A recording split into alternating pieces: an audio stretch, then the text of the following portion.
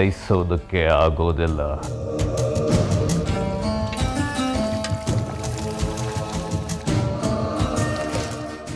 ನಾನು ವಿರೂಪಾಕ್ಷ ಸೇರಿ ಇವನ ಅಂತಿಮ ಸಂಸ್ಕಾರವನ್ನು ನೆರವೇರಿಸ್ತೇವೆ.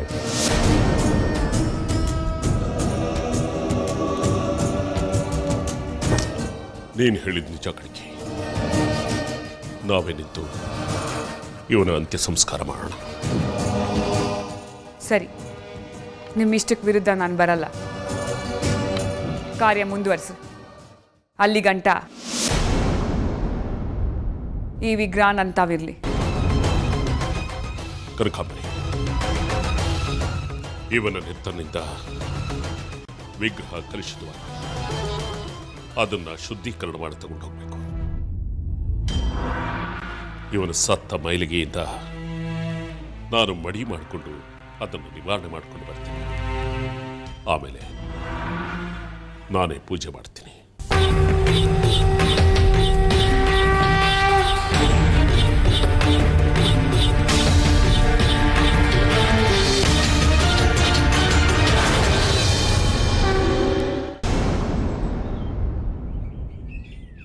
ಏನು? ಈಗ ತಾನೇ ದೇವಿ ಖಾತ್ರಿಂದನೇ ಬಂದೆ. ಅದಕ್ಕೆ ನಾನೇನ್ ಮಾಡ್ಲಿ? ಅವಳಿ ನನ್ನ ಮದುವೆ ಆಗ್ತೀನಿ ಅಂತಿರೋದಕ್ಕೂ ನೀನು ಅವಳ ಸುತ್ತಮುತ್ತ ತಿರ್ಗಾಡೋದಕ್ಕೂ ಸರಿಯಾಗಿದೆ. ಹಾಗಲ್ವೇ, ದೇವಿಕಾಗೆ ವಿಗ್ರಹ ಕಳೆದೋಗಿರೋ ವಿಷಯ ಗೊತ್ತಿಲ್ಲ. ಬರೋ ಹುಣ್ಣಿಮೆ ಒಳಗೆ ನನಗೂ ಅವಳು ಮದುವೆ ಅಂತ, ಮದುವೆ ಆದ್ಮೇಲೆ ವಿಗ್ರಹ ಕೊಡ್ತೀನಿ ಅಂತ ಅಪ್ಪನ ಹತ್ರ ಹೇಳ್ತಿದ್ಲು. ಅವಳಿಗೆ ಸುಂದ್ರಮ್ಮ ಕಳುವಾಗಿರೋ ವಿಷಯ ಗೊತ್ತಿಲ್ವಾ? ಅದಕ್ಕೆ ನೀನೇನಂದೆ? ನಿಜ ಹೇಳ್ಬಿಟ್ಯಾ? ಇಲ್ಲಪ್ಪ, ನಾನು ಹೇಳಿಲ್ಲ, ಸುಮ್ಮನೆ ಬಂದ್ಬಿಟ್ಟೆ. ಹೇಳ್ದೆ ಇದ್ದಿದ್ದು ಒಳ್ಳೇದೇ ಆಯ್ತು. ಈ ವಿಷಯ ಅವಳಿಗೆ ಗೊತ್ತಾಗದೆ ಇರೋದೇ ಒಳ್ಳೇದು. ಅದೇ ನಮಗೂ ಕ್ಷೇಮ. ಸುಂದ್ರಮ್ಮನ ವಿಗ್ರಹನ ಮುಂದೆ ಇಟ್ಕೊಂಡೆ ಅವಳು ನಿನ್ನ ಮದುವೆ ಆಗ್ತೀನಿ ಅಂತ ಹಠ ಮಾಡ್ತಿರೋದು. ಇನ್ನು ಸುಂದ್ರಮ್ಮ ಕಳುವಾಗಿರೋ ವಿಷಯ ಅವಳಿಗೇನಾದ್ರೂ ಗೊತ್ತಾಗ್ಬಿಟ್ರೆ ನಮ್ಮೆಲ್ಲರನ್ನೂ ತರಾಟೆಗೆ ತಗೊಳ್ತಾಳೆ. ಒಂಥರ ಚಂಡಿ ಇದ್ದ ಹಾಗ ಅವಳು. ಅವಳ ಮನ್ಸಿಗೆ ಬಂದಿದ್ದೆ ತೀರ್ಮಾನ, ಅವಳ ಮನ್ಸಿಗೆ ತಿಳಿದಿದ್ದೆ ನ್ಯಾಯ. ಅವಳ ಮನ್ಸಿನ ಇಚ್ಛೆ ಈಡೇರಿಸ್ಕೊಳ್ಳೋದಕ್ಕೋಸ್ಕರ ಏನ್ ಬೇಕಾದ್ರೂ ಮಾಡ್ತಾಳವಳು. ಸದ್ಯಕ್ಕೆ ಅವಳಿಗೆ ಈ ವಿಷಯ ತಿಳಿಯೋದು ಬೇಡ. ನೀನು ಅವಳಿಗೆ ಹೇಳ್ಬೇಡ. ಅವಳಿಗೆ ಈ ವಿಷಯ ತಿಳಿಯೋದ್ರೊಳಗಡೆಗೆ ನಾವಿಲ್ಲಿಂದ ತಪ್ಪಿಸ್ಕೋಬೇಕು. ಹಾಗೆ ಸುಂದ್ರಮ್ಮನ್ನು ಹುಡುಕ್ಬೇಕು. ಅವಳು ಅಪ್ಪಿ ತಪ್ಪಿ ಆ ಕೋಣೆಗೇನಾದ್ರೂ ಹೋಗಿ ಅಲ್ಲಿ ಚೆಲ್ಲಾಪಿಲ್ಲಿಯಾಗಿ ಬಿದ್ದಿರೋ ವಸ್ತುಗಳನ್ನ ನೋಡಿದ್ರೆ ಅವಳು ವಿಗ್ರಹ ಇಲ್ದಿರೋ ಗೊತ್ತಾಗ್ಬಿಡತ್ತೆ. ಹಾಗಾಗೋದಕ್ಕೆ ಅವಕಾಶ ಮಾಡ್ಕೊಡ್ಬಾರ್ದು. ನಾವ್ ಆ ಕೋಣೆನ ಮೊದಲು ಹೇಗಿತ್ತೋ ಹಾಗೆ ಜೋಡ್ಸಿಡೋಣ. ಆಗ ಅವಳಿಗೆ ಅನುಮಾನ ಬರೋದಿಲ್ಲ. ಬಾ. ಚಾಚಿ, ಇನ್ನೊಂದು ವಿಷಯ. ಏನು? ದೇವಿಕಾ ಹೇಳಿದ್ಲು, ಯಾವುದೋ ಊರಿಂದ ಬಂದು ಪೊಲೀಸಪ್ಪ ಒಬ್ಬ ಸತ್ತೋಗಿದಾನಂತೆ. ನನಗೆ ಯಾಕೋ ಆ ಮಾರಿಗುಡಿನೇ ಸತ್ತಿದ್ದಾನೆ ಅನಿಸ್ತಾ ಇದೆ.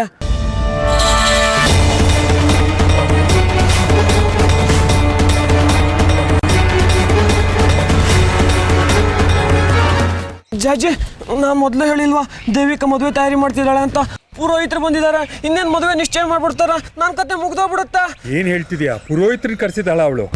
ಧೈರ್ಯವಾಗಿ ಹೇಳ್ಬಿಡೋ, ಮದುವೆ ಆಗೋಕ್ಕಾಗೋಲ್ಲ ಅಂತ. ಏನ್ ಮಾತಾಡ್ತಿದ್ದೀರಾ ಅಪ್ಪ?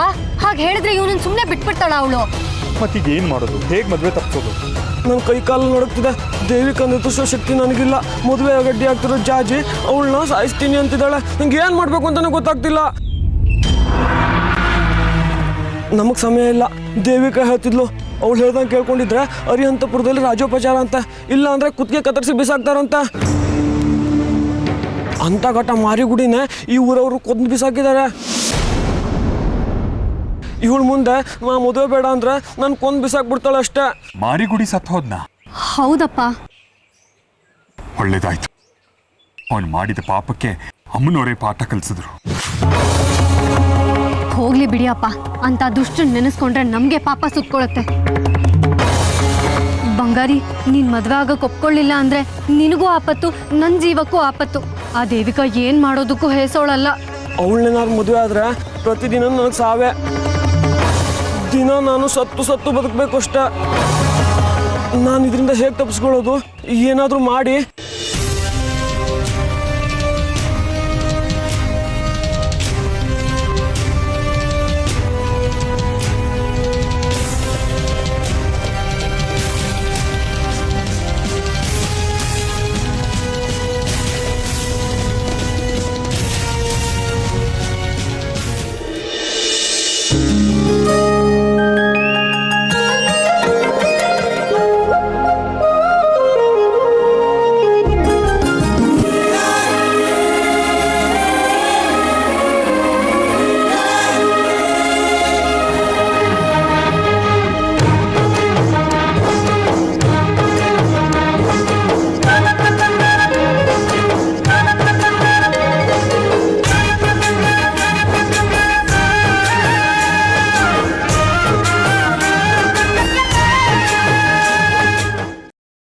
ಎಷ್ಟೊತ್ತಮ್ಮ?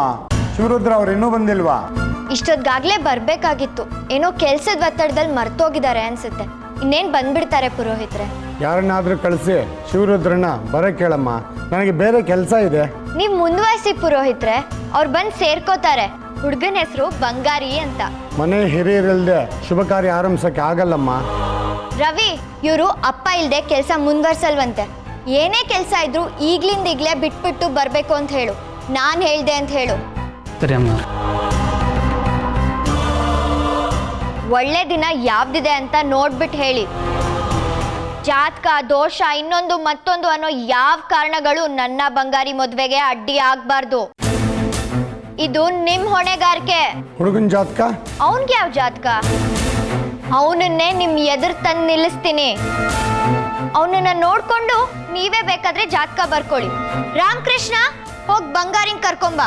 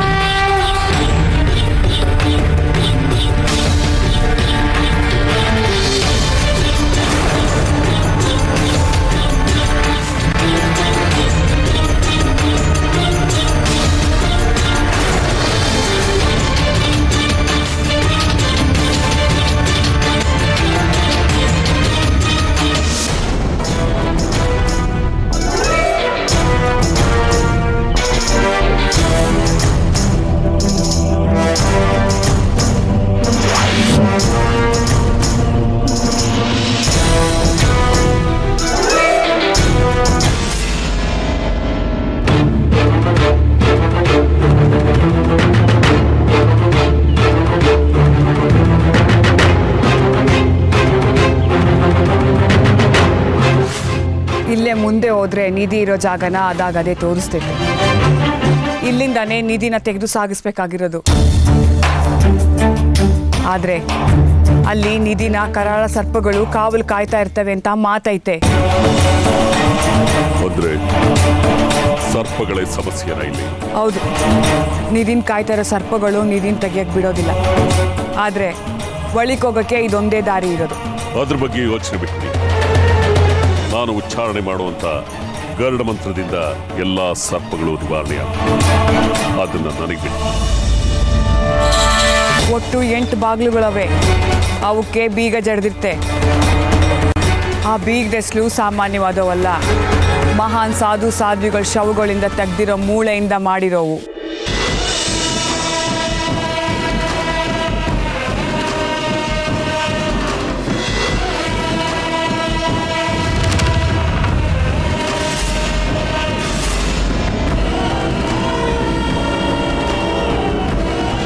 ಆ 8 ಬೀಗದೆಸ್ಲುಗಳು ನಂತವೇ ಐತೆ. ಆ ನಿಧಿ ನಮ್ಮ ಕೈವಸ ಆಗಬೇಕು ಅಂದರೆ ಆ ಬೀಗದೆಸ್ಲಿಂದಾನೇ ಬೀಗ ತೆಗಿಬೇಕು. ತಮಗೆ ಇದೆಲ್ಲ ಹೇಗೆ ತಿಳಿತು? ನಮ್ಮ ಗುರುಗಳು ಹೇಳವ್ರೆ. ಬೀಗ ತೆಗೆದು ಒಳಿಕೋದ್ರೆ ಬೆಳಕೆ ಬೇಡವಂತೆ.